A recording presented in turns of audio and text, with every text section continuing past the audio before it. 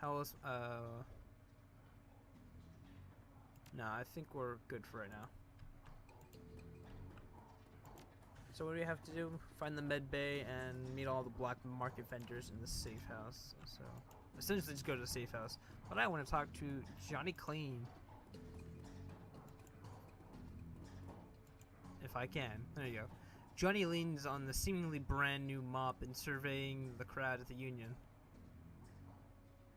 Thanks for the tip the other day. Miss Computer said I should go to the safe house. Now let's thank him. The piano is a little out of tune. Check it out.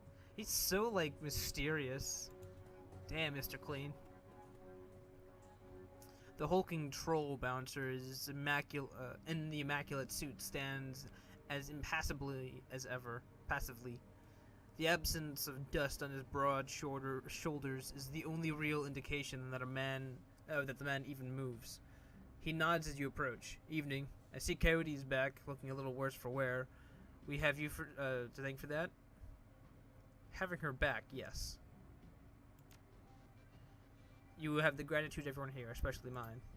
Couldn't stomach losing anyone else, so soon after what happened to Sam. You're just like a big old sheepdog, aren't you?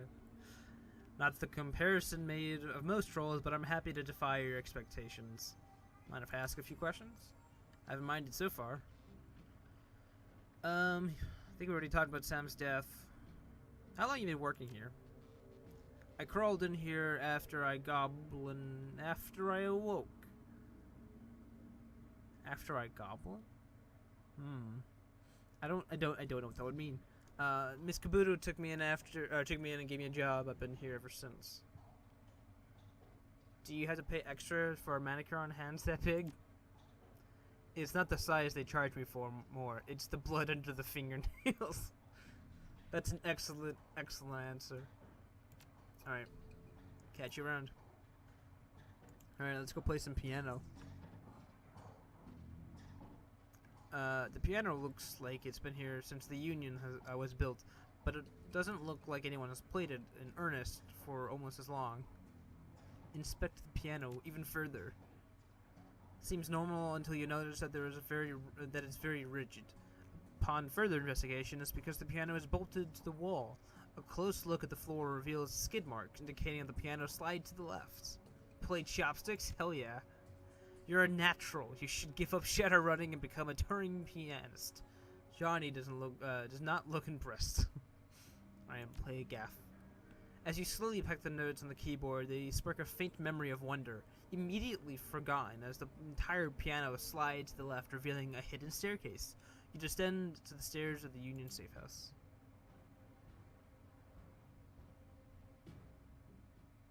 The entrepreneurial blah blah blah blah. Miss Kubota has combined everything a runner might need in a one-stop shopping experience. Alright, so that's where you have to go. I believe you are a black market, or is this no bunks available? But you do have shit to loot, so... Oh, no, this is my safe house. Cool. Or my stash, I should say. Not my... This is my safe house, but... Alright, so that's the dock. Here's everyone. I'm assuming this is the shaman? Past the bar, the edges of the safe house become somewhat indistinct due to the magical haze surrounding a particular elf.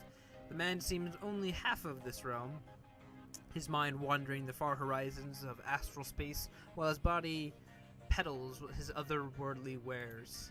Good evening, young elf, and welcome to this humble home that we call the Union. I'm... Shit, this is gonna be bad.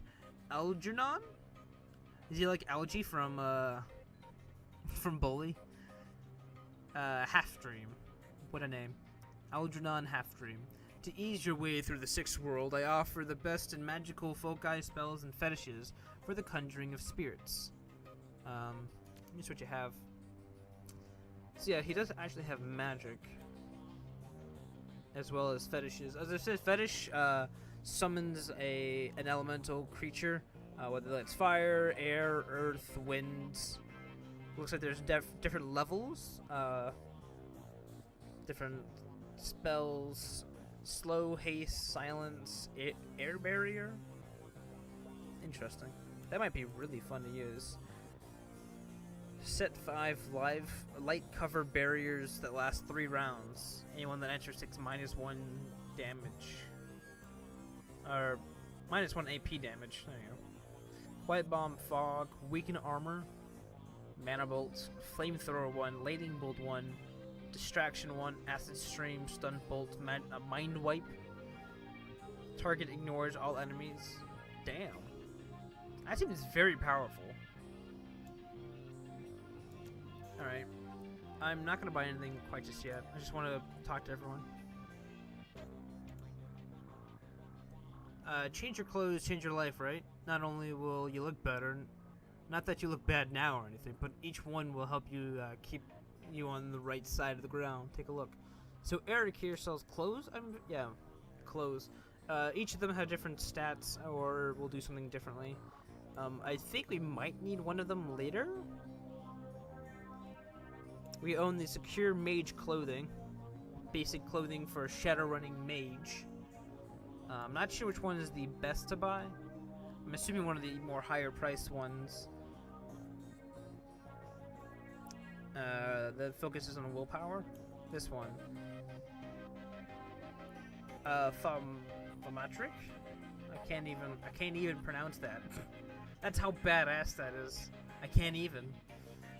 Just one step above a street gang grants HP +3. You can dress up as a ninja and get +1 dodge. TB Gooberman, I'm assuming he sells guns.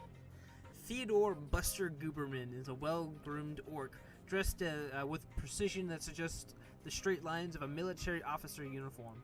His hair is cropped short, tight, or high and tight, as they say, and the neatness this presents is only comprised by the uneven tusks protruding from his mouth. The only other defect in this picture of perfection is the man's cybernetic right arm, which is obvious enough to be noticeable, but not so obvious as to ruin the line of his suit. I think he's ex-military. When he speaks, the orc's voice is soft and thoughtful, and when he talks almost exclusively in numbers. Calibers, range, rounds per second, arcs of fire, razoring factor, tensile strength, and of course, price. Bunker Buster Gooberman at your service. Friends call me Buster, but I'm also a sergeant, sir, and even Theodore on occasion. Anytime you're in the market for firearms, ammunition, or ordnance, I'm your man. Things that go bang in all shapes, I didn't mean to hit this, plus other odds and ends on occasion. Consider me your own personal armory. All weapons are guaranteed to meet strict UCAS military spec or your money back. In addition, I can handle routine maintenance, repairs, and upgrades if you desire. And if that wasn't enough, I also teach a safety and instructional course every weekend. This week we're covering bayonets. Mark my word, they're making a comeback. I wanted to look at your wares, but I got a little description. So we have Uzi 3. That's our other only weapon we could buy. It does 1 more damage, but has less ammo. Honestly, I'm fine with the weapon I have now.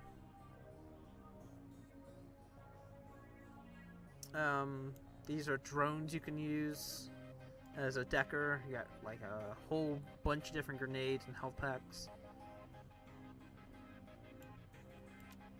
Alright.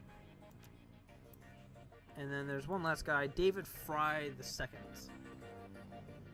Every inch of the Tekka clove is covered in a chaotic patchwork quilt of circuit boards, chips, wires, displays, and a million other things that you can't even identify. In the eye of this techno-bit storm stands the dwarf, immaculately dressed and supremely calm. I know that look. Don't let size of the shop fool you. I can get you any matrix hardware or software that exists, and if it doesn't exist, then I can make it for you. Any questions? What do you have for sale? I don't think I'll be talking to this guy because I don't have any real decker. So, or at least right now I don't think. Paco has a SMG and a think a baseball bat, and I have my magic, so I can't use a computer. So I probably won't be talking to this guy. Oh, I'm being rude. Let me also introduce our resident cleaner and a good friend of mine, Johnny Clean. While in the same overalls that you saw him in upstairs, down here, leaning over the workbench, crammed with circuit boards, cables, and chips, Johnny Clean seems a totally different person. You get the impression that Johnny was once as hot as invincible as most infamous deckers today. Good to see you down here. Happy to be of help if I can. To treat you part of Echo Mirage team? Let me take this one. Listen, I don't know. I've known the guy for over a decade, and he's been smart enough not to tell me. So he sure as hell not going to tell you anything about those days. For your health and his, best let the subject drop. All right. I didn't mean to piss off anyone.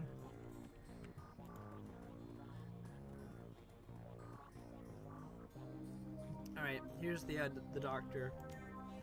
I do believe we've talked to everyone here. I don't know if that means we've done it or not. What else were we missing? We've talked to these guys. Maybe I have to talk to Clean himself.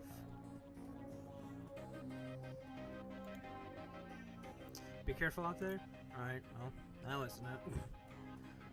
Talk to the clothesman, we talk to the mystic, the gunman, and the tech guy. So I think we're good. I guess talking to Sarah would also count. Make it quick, I need to operate. Thanks for helping me out, helping me back out there.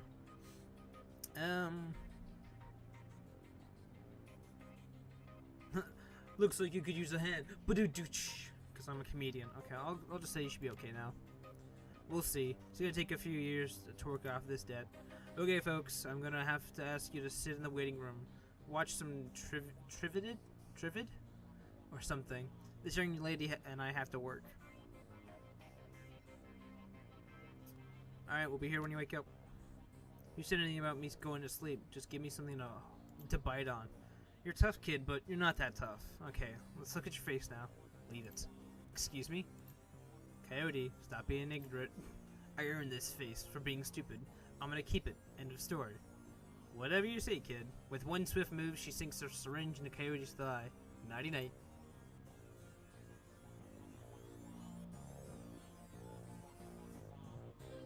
Alright, looks like she's got a robotic arm now. Coyote looked both better and worse than you saw her last. All the gaping holes are plugged, and she's sporting a shiny new cyber arm. But now that the adrenaline has worn off, it's clear she needs some rest. Good morning. Thanks to the miracle modern science combined with Doc Castle's magical healing powers, I'm almost good as new. Better, really. You ready for some questions now? She flashes you a puzzled look. What kind of questions? And it's about Sam here. Sam Watts? What about him? He's dead. Holy trek. Sam? I can't say I'm surprised. He was on a downward spiral for a long time. What can I help you? What can I tell you? Tell me more about him. I heard you like him. I did. He made me laugh. No one else seemed to like Sam's joke, but I did. Sam, no accounting for taste. Sam has made some bad jokes. I'll say me too. You were friends? Yeah, we ran together. Got it. Guess it was the same way for me, in a way. We drank together. Sam just had a way of charming you. I guess I knew him the best of everyone here. I guess I knew him the best of everyone here. Sorry he's gone. So you served him the night he died? It was a pretty average night. Regular crowd, as I remembered. Sam was drinking with a guy named Armitage? Jake? Yeah, you know him? He's a charmer too. She bites her lower lip. I like gingers. Anyway, okay. Thank you for that. I like how your boyfriend is standing like right next to me. Anyway, Jake and Sam were having a few. Well, Jake was having a few. Sam was tossing him back, but good. Eventually, he got loud the way he sometimes did when he mixed drinking and who knows what, and Miss Kubota wanted him ejected. Mr. Clue wasn't around, can't remember why, so she asked Jake to do the honors. Jake dragged him out back into the alley, and that's the last time I saw Sam. You said he got loud. What was he saying? She thinks, standards, Sam Drek. How he grew up rich and didn't deserve this. How he hated his mother. How he loved his mother. It was pretty pathetic stuff.